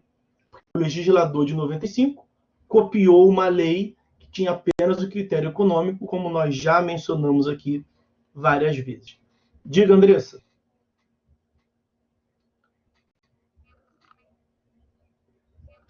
Professor, só para ver se eu entendi. O senhor disse que, então, na redação dada pelo artigo do Código artigo 73, no Código de 73, o critério não se confundia. No caso, o critério material não se confundia com o critério econômico. Porque atualmente... Para complementar o raciocínio contigo. Por que eu digo isso? Porque a própria lei era expressa em falar qualquer que seja o valor. Entendeu? Vai, prossegue aí. Entendi. Atualmente, né, no Código vigente de 2015, esses critérios passam a se confundir, porém só no que versar sobre o JEC, porque no caso o JEF e o JEFB, o senhor disse que não tem outros critérios, só tem o primeiro. Então, aqui, só o econômico. Tá bom, então, obrigado. É isso. Então, não é que no CPC atual, o CPC criou essa confusão, não foi isso. O CPC de 2015, ele só fez menção à vigência do CPC anterior, lá no artigo 1063, ele faz menção a esse artigo 275, inciso 2º. O drama que nós temos aqui, o problema hermenêutico de interpretação, quem nos causa aqui é a lei do juizado, a lei 9.099 de 95. Aonde que ela causa esse problema? No artigo 3º, parágrafo 3º, e no artigo 39 da lei do JEC. E não estava marcando ali. Vou botar de novo. Nos artigos 3º, parágrafo 3º e 39 da lei do JEC.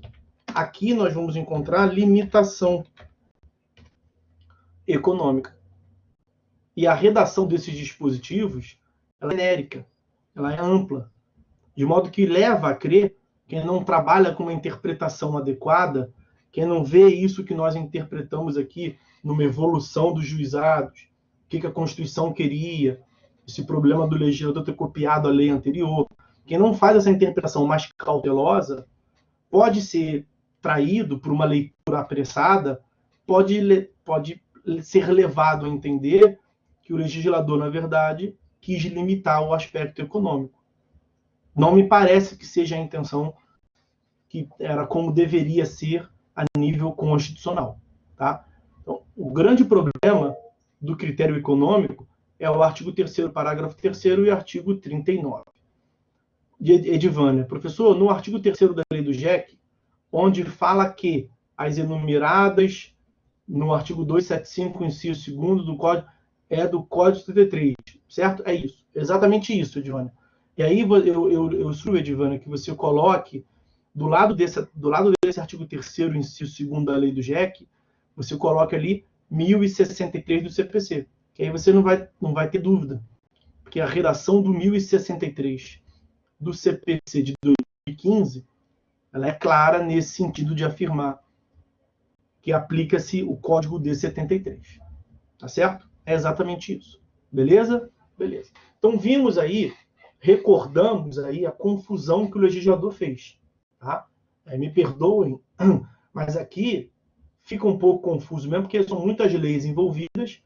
No vadimeco dos senhores nem deve ter o código 73, né? Eu vou te dar a palavra, Paulo. E aí, são muitas leis que eu tenho que trabalhar aqui. Né? E foi uma confusão que o legislador fez, algo que eu estou tentando demonstrar para vocês, que não deveria ter limitação de um critério com o outro, por esses dispositivos aí, artigo 3º, parágrafo 3º e artigo 39 da lei do JEC, a gente vem a ter uma dificuldade, porque o artigo 3º, parágrafo 3º fala que quem demanda acima do limite está renunciando o que exceder. Então, se você olha lá, eu posso demandar um acidente de trânsito, porque o 275, inciso 2º do CPC de 73 me autoriza. Aí você vai para um juizado, o juiz fala assim, passou de 40 salários mínimos, você está renunciando. Então, é uma confusão. E o 39 vai dizer que a sentença do juiz só produz efeitos até 40 salários mínimos, exceção feita à homologatória de acordo, como nós mencionamos aqui. Tá? Diga aí, Paulo. Não, mestre, bom dia. Justamente eu estou tentando transformar aqui em texto aquilo que o senhor falou aí, né? E falando a respeito dessa confusão aí, o senhor falou, olha a confusão que se criou. Aí o senhor falou expressamente, combinando o artigo 3º, parágrafo 3º da Lei 9.099, que é a lei do JEC, com o artigo 275, inciso 2º do CPC de 73. Tem que combinar o artigo 3º, inciso 2º da lei do JEC, com o 275, inciso 2º do CPC de 73. Esse parágrafo 3º do artigo 3º, ele é justamente a confusão. Então, para tentar clarear aí as suas anotações, Paulo, é o seguinte, combinando o artigo 3º, inciso 2º da lei do JEC, com o artigo, então eu vou colocar aqui, para ser mais claro ainda, artigo 3º, inciso 2º da lei do JEC, mais artigo 275, inciso 2º do CPC de 73, mais artigo 1063 do CPC de 2015, esses dispositivos devem ser todos eles cumulados. A leitura que o intérprete faz não é só de um ou só de outro, é de todos juntos. Tá? Qual é a conclusão que você deveria chegar? E aqui nós temos o critério material. Critério material que leva em conta exclusivamente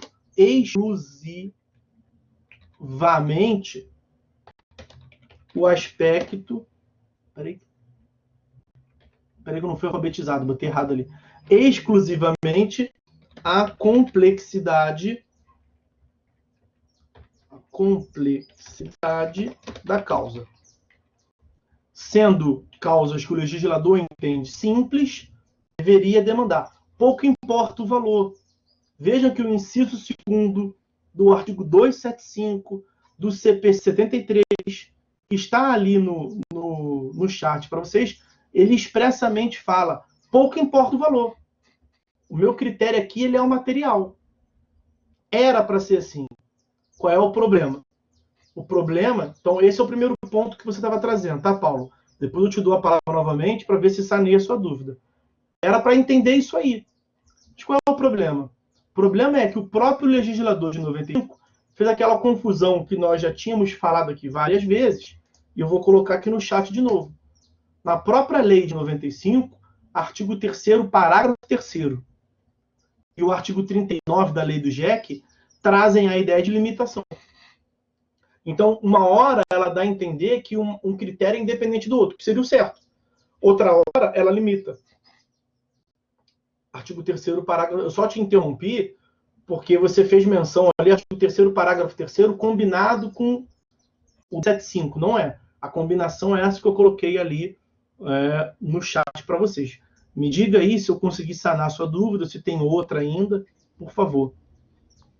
Não, beleza, clareou bastante aqui. Então a gente vê que toda essa combinação de artigos nos leva a olhar para o critério material, né? Que só analisa a complexidade da causa independente do valor. Isso. Mas o legislador de 95, ele com o artigo 39, né?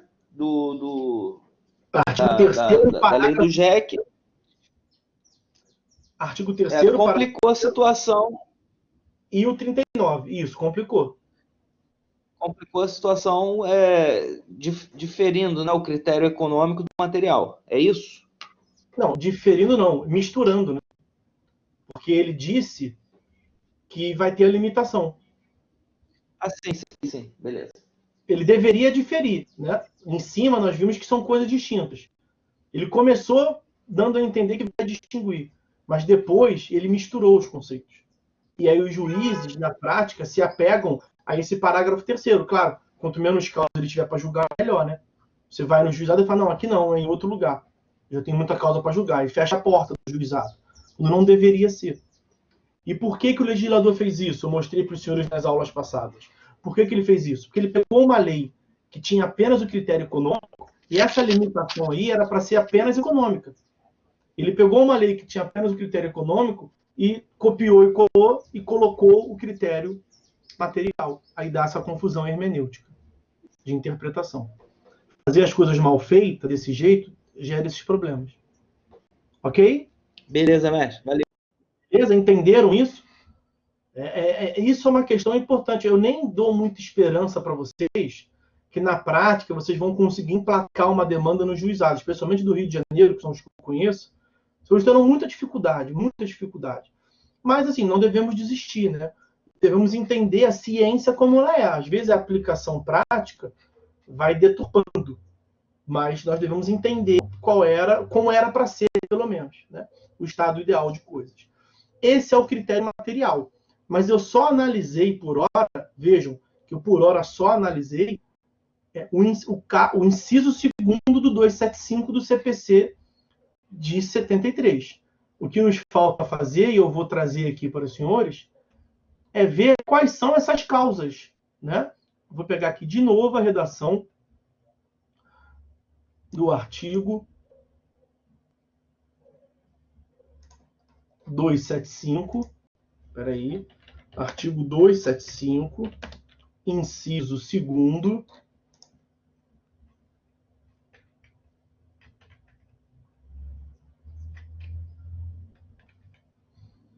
Do CPC de 73, que continua vigendo, né? Os senhores já viram isso. Então, vamos aprofundar a análise aqui. Porque não tem muito o que falar, não. É leitura dos senhores, tá? Artigo 275, inciso 2º do CPC de 73. As causas, qualquer que seja o valor, né? Já vimos isso, o que importa, que deveria importar a matéria. Quais matérias? Quais são as matérias que o legislador entendeu como sendo simples, simplificadas? Arrendamento rural e parceria agrícola, que fazem parte do direito agrário, né? Os senhores aí no Rio terão pouca chance de se deparar com uma situação como essa, mas o legislador entendeu como sendo de baixa complexidade as demandas envolvendo arrendamento rural e parceria agrícola, que, como eu disse, são espécies de contratos, espécies de relações jurídicas no direito agrário. A linha B, cobrança de condômino de quaisquer quantias devidas ao condomínio. O condomínio podia ir a juízo, no Código de 73, pelo procedimento sumário. O legislador sempre tenta dar um tratamento favorecido aos condomínios, né? Porque a situação do condomínio é muito delicada. Em situações de crise como a que vivemos atual, você acha que o cara vai deixar de pagar a escola das crianças, o plano de saúde, o arroz e feijão ou o condomínio? O condomínio vai sempre sendo negligenciado. E aí, para que ele possa manter suas atividades, a lei lhe dá uma ferramenta mais efetiva de cobrança, vamos assim dizer. No Código de 73, ele podia propor procedimento sumário. Só que o procedimento sumário, ele era muito inefetivo no código anterior. Tanto que no código atual ele nem existe mais. Ele foi excluído. Não foi repetida a previsão. Mas aí, no código atual, o legislador previu para o condomínio a possibilidade dele executar diretamente.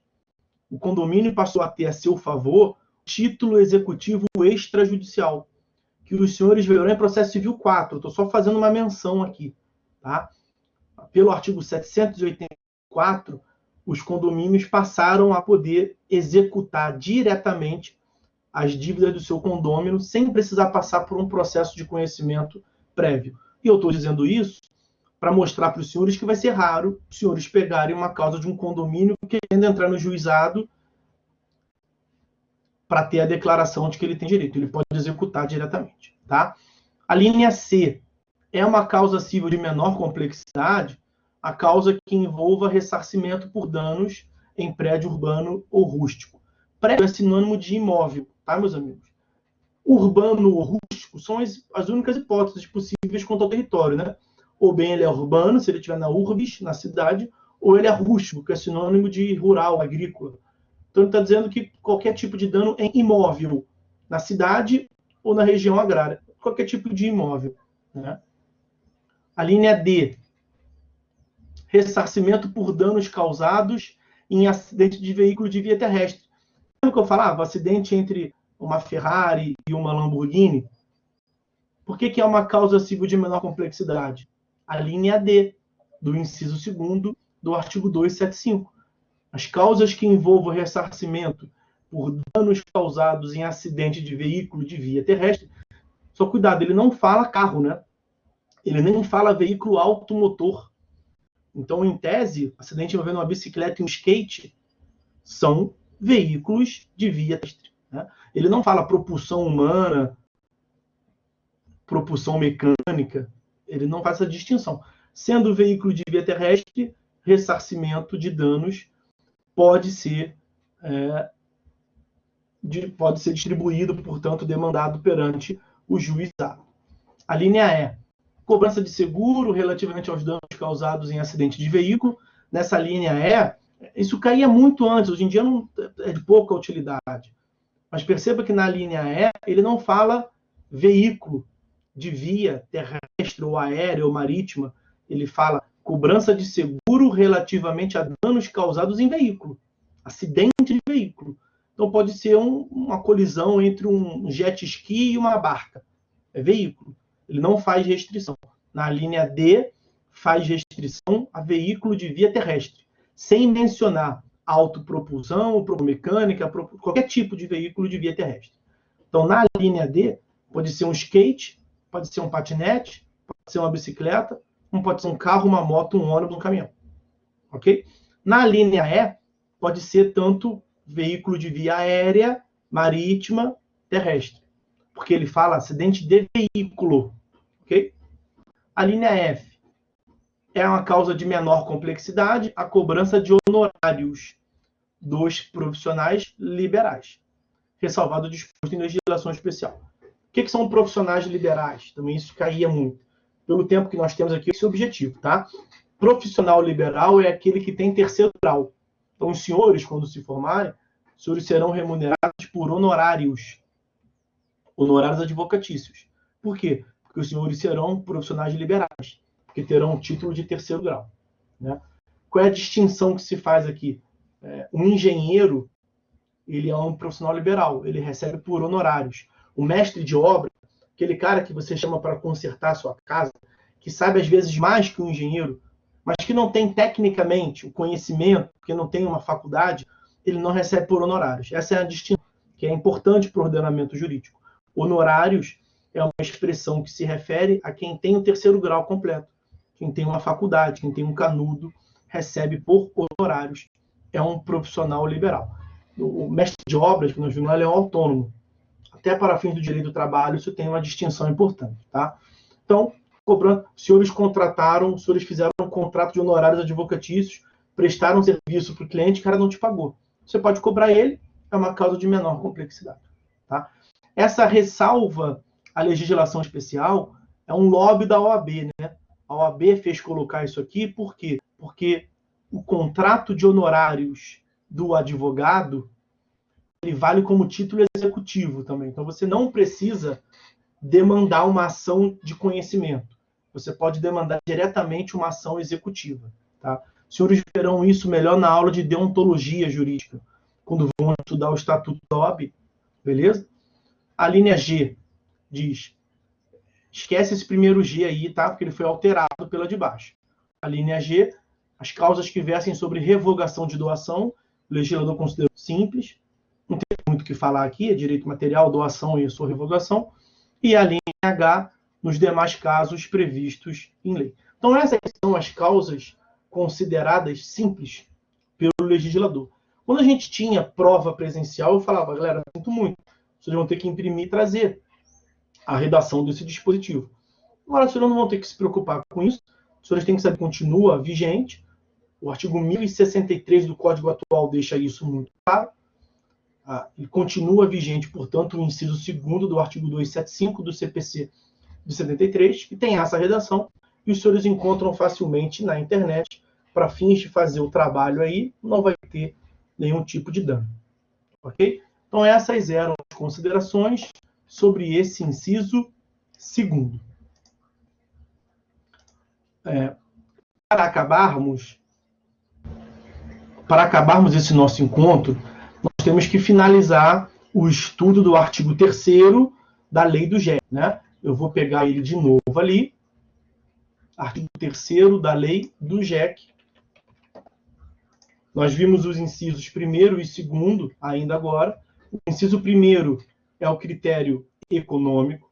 O inciso 2º é o critério material e que faz menção ao 275, inciso 2º do CPC 73.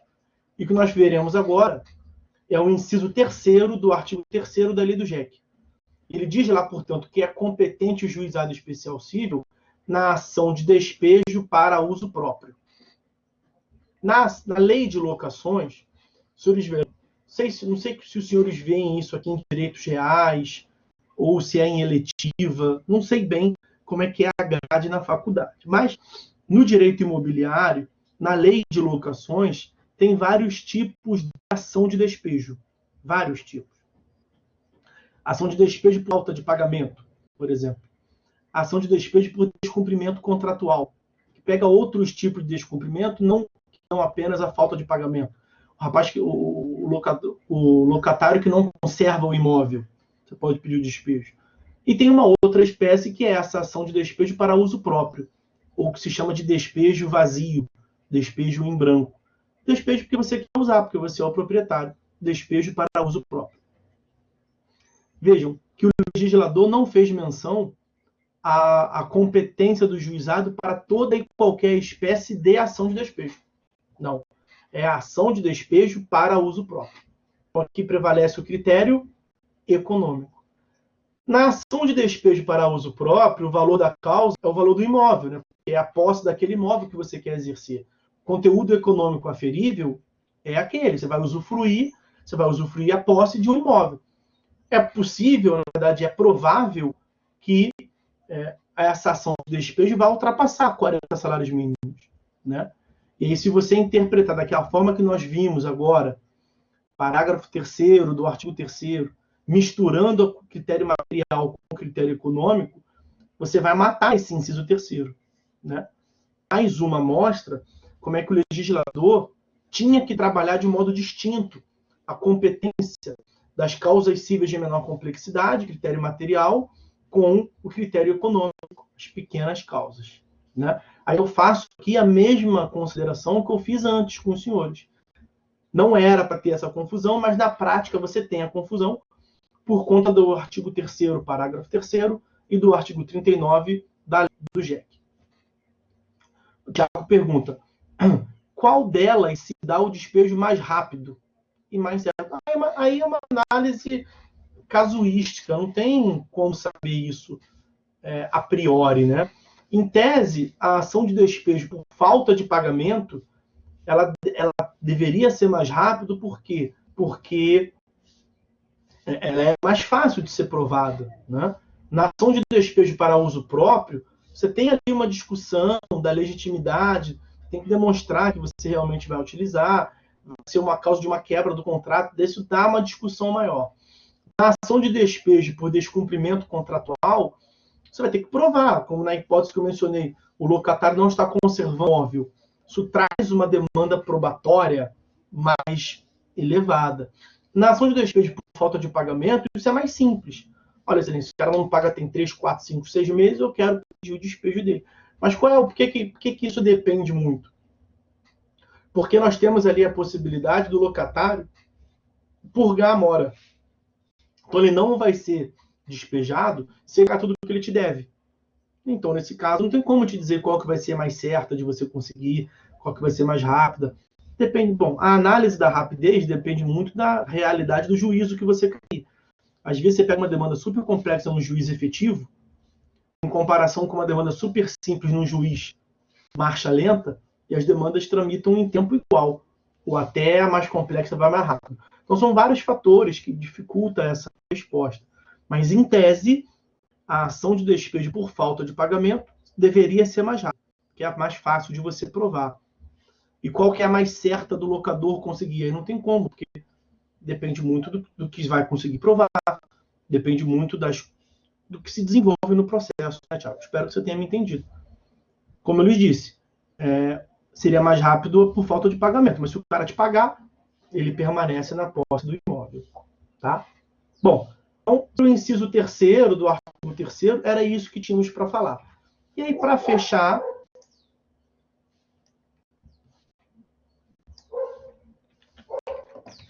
não, quero ver mais duas coisas, tá?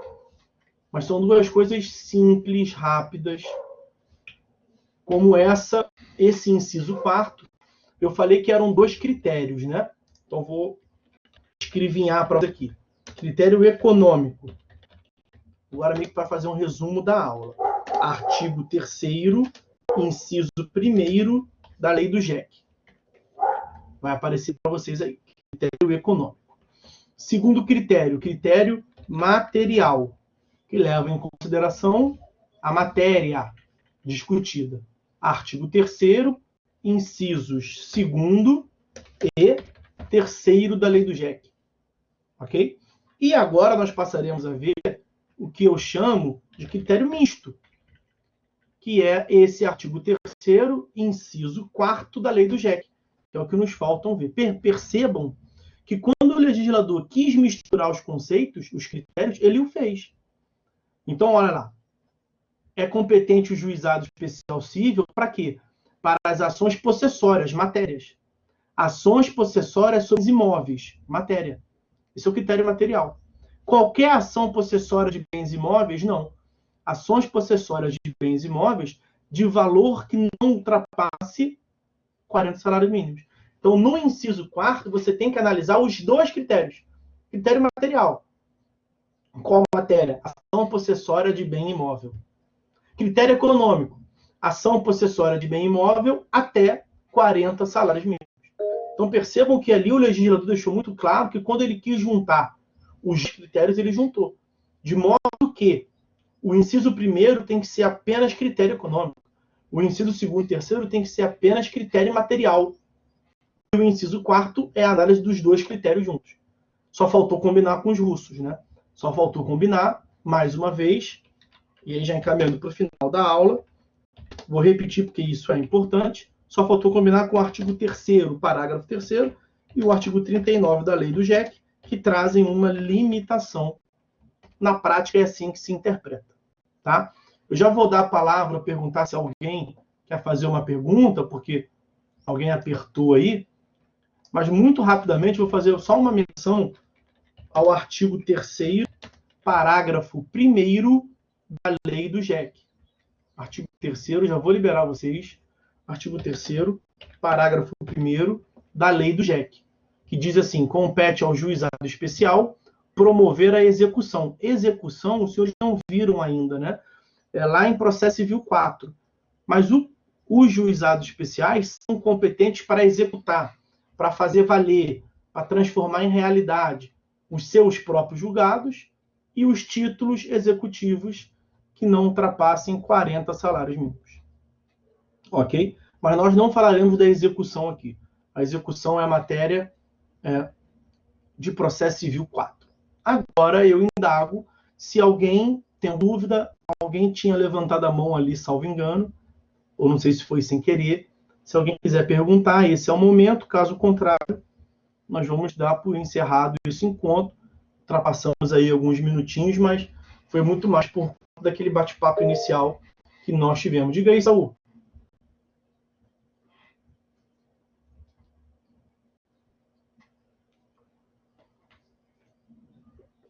Saul, quer falar algo? Não? Levantou sem querer?